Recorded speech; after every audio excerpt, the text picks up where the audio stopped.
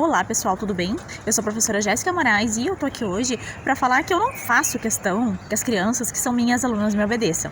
E não me interpretem mal, porque eu falo isso não no sentido de que as crianças não precisam de limites, que elas têm que fazer o que elas quiserem, a hora que quiserem, não. Eu entendo que as crianças precisam de limites sim, que as crianças precisam de orientação e que elas precisam da nossa mediação e da nossa intervenção quando elas não respeitam alguma combinação, né? Muitas vezes as crianças na escola acabam entrando em atrito e a gente precisa mediar, precisa resolver, precisa conversar, ou muitas vezes elas estão evidentemente se colocando em risco e a gente precisa fazer uma intervenção rápida. Então não é sobre isso que eu estou falando, mas sim sobre a gente apoiar algumas pequenas subversões das crianças no cotidiano. E por que eu digo isso? Bom, a gente costuma citar muito Paulo Freire, né, sobre uma educação crítica e reflexiva. A gente fala que a gente quer criar e educar cidadãos críticos e reflexivos. No entanto, como será crítico e reflexivo, né? Alguém que está acostumado a obedecer o tempo inteiro.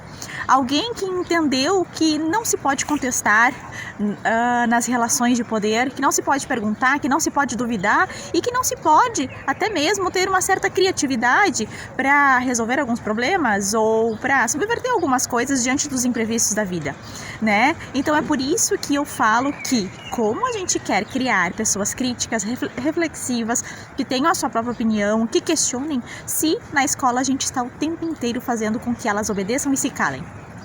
Tá? É essa a reflexão. E aqui também a intenção não é trazer um jeito certo ou errado de ser docente ou né? Mas da gente refletir, de lançar algumas perguntas e da gente pensar por que a gente faz determinadas coisas, por que a gente adota as determinadas condutas. Será que nos ensinaram lá na nossa formação que a gente deveria ter domínio da nossa turma, né? No entanto, a docência não é uma batalha entre dominantes e dominados. Então eu acredito que sim, que a gente pode apoiar algumas pequenas subversões quando não vai infringir nenhuma das questões que eu falei ali no início, né, das crianças, para que elas entendam que elas podem sim duvidar, questionar e até mesmo subverter algumas coisas, né, quando não vai prejudicar ninguém.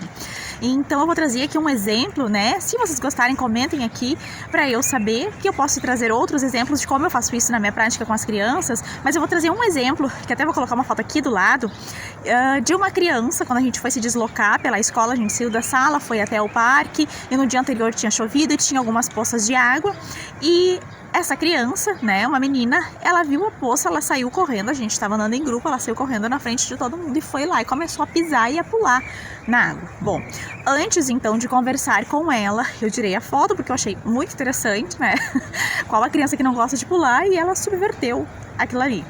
E eu cheguei até ela e disse, né, que o que ela fez não estava adequado, porque a gente tinha combinado de andar todos juntos para se deslocar pela escola, que ela não estava com a roupa adequada para fazer aquilo, né? Eu sou do Rio Grande do Sul, no Sul faz muito frio, as crianças se resfriam bastante, então que ela não podia fazer aquilo de qualquer jeito, ela não poderia ficar com a roupa molhada e que a gente não tinha combinado isso. Então o modo como ela fez não estava adequado, mas eu não fui de imediato dizer para ela, para, sai daí, sai dessa água, tu vai te molhar. Não, né? Eu fui lá, conversei, fiz a mediação, a intervenção e disse para ela, olha, se tu quer mesmo pular na poça de água, até que pode ser viável, mas tu vai ter que trocar de roupa, né? Tu vai ter que ir lá olhar na tua mochila, ver se tu tem uma bermudinha, se tu tem um outro calçado, daí tu pode vir aqui pular.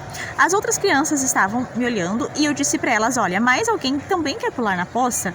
E daí eles disseram que sim, né? Algumas crianças sim, outras não. Eu disse, olha, quem quiser tem que olhar na sua mochila, eram crianças de 5 anos de idade, olhar na sua mochila, ver se tem um chinelinho e uma bermudinha para pular, para depois trocar de roupa e colocar o tênis e colocar a calça, né, para não ficar molhado, porque não estava tão quente assim.